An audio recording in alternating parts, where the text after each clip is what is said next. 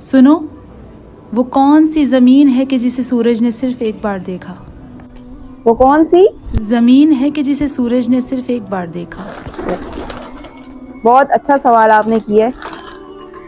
میں اپنے پرندوں کو دانہ ڈال دوں، اس کے بعد میں اس کا جواب بتاتی ہوں. تو آپ نے جو سوال کیا بڑا بہترین سوال ہے. مولا علی کے پاس ایک یہودی شخص آیا اور اس نے مولا علی علیہ السلام سے کہا کہ اگر آپ میرے اس سوال کا جواب دے دیں گے کہ وہ کون سی زمین ہے جس نے ایک بار سورج دیکھا تو میں کلمہ پڑھ دوں گا.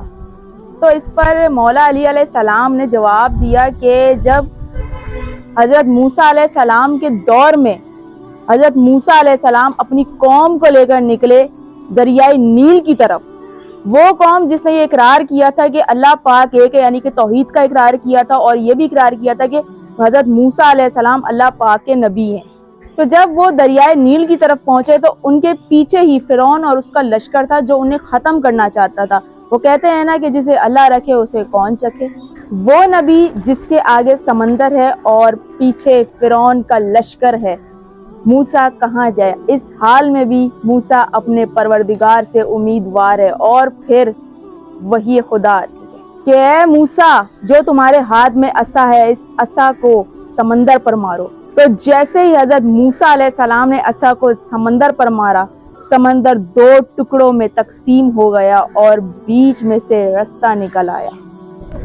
اب موسیٰ اپنی قوم کو لے کر اس رستے سے نکل پڑے ہیں. یہ دیکھ کر فرعون نے سوچا کہ موسیٰ اس رستے سے نکل گیا ہے تو میں بھی اس رستے کو عبور کر جاؤں گا. جب جناب موسیٰ علیہ السلام اس رستے کو پار کر چکے تھے تو پیچھے سے فرعون اور اس کا لشکر اس رستے پر آیا، اور جب جا رہا تھا تو وہ 2 ٹکڑوں میں جو سمندر تقسیم تھا بحکم خدا وہ آپس میں مل گیا اور فرعون اور اس کا لشکر غرق ہو گیا. تو جب فرعون اور اس کا لشکر اس سمندر میں غرق ہو رہا تھا تو اس آخری ٹائم پر فرعون نے یہ اقرار کیا کہ اے پروردگار میں تجھ پر ایمان لاتا ہوں. تو پھر آواز قدرت آئی کہ اے فرعون، اب تیری مہلت ختم ہو چکی ہے. جب تو خشکی پر تھا تب اقرار کرتا، اب تو اپنے انجام کو پہنچ چکا ہے. پھر مولا علی علیہ السلام نے اس یہودی کو مخاطب کر کر کہا، اس سمندر سے جو رستہ بنا اس زمین نے پہلی بار سورج کو اور سورج نے پہلی بار زمین کو دیکھا.